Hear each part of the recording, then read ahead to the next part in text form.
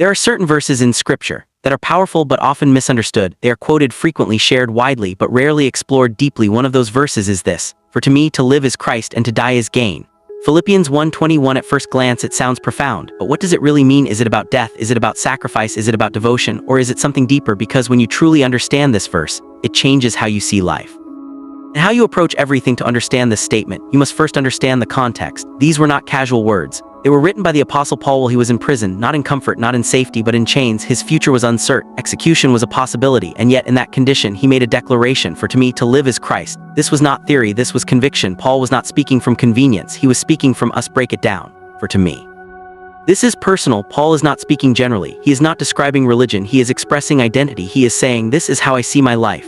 That is important because Christianity is not just about beliefs, it is about identity, it is about how you define your existence. To live is Christ. This is where the depth begins. Paul is saying, my life is not centered on myself, on comfort, not on success, not on recognition, but on Christ. Everything he does, everything he thinks, everything he pursues is connected to Christ. This means his purpose is not self-driven, it is Christ-centered. His decisions are not based on personal gain, they are based on alignment. His life is no longer about him.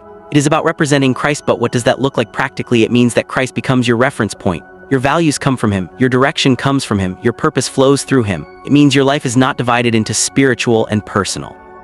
Everything becomes spiritual. Your work, your relationships, your decisions, all of it reflects Christ. There was a man who lived with two mindsets. On one hand, he had his normal life, his goals, his ambitions, his plans. On the other hand, he had his spiritual life, church, prayer, scripture, but the two were disconnected until one day he began to understand this verse: to live is Christ.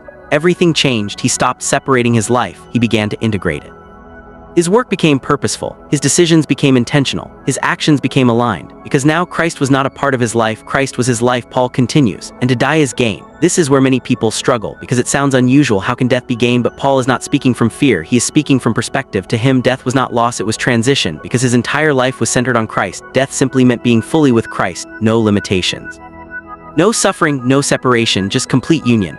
That is why he could say it is gain. This reveals something powerful. Paul was not afraid of death, because he had already settled his life. Many people fear death because they are uncertain about life. They are attached to things that are temporary. But Paul's foundation was different. His life was anchored in something eternal. So whether he lived or whether he died, he still won. This verse introduces a mindset of total surrender. It is not partial. It is not conditional. It is complete. Paul is saying, if I live for Christ. If I die, I gain Christ. Is no losing. That is a powerful position to be in, because it removes fear, it removes anxiety. Creates stability. But this level of understanding does not happen instantly. It is developed. It is built through relationship, through experience, through surrender. There was a believer who struggled with fear of the future, fear of loss, fear of uncertainty. Every situation made him anxious. But as he grew in his understanding of Christ, something began to shift. He realized that his life was not random. It was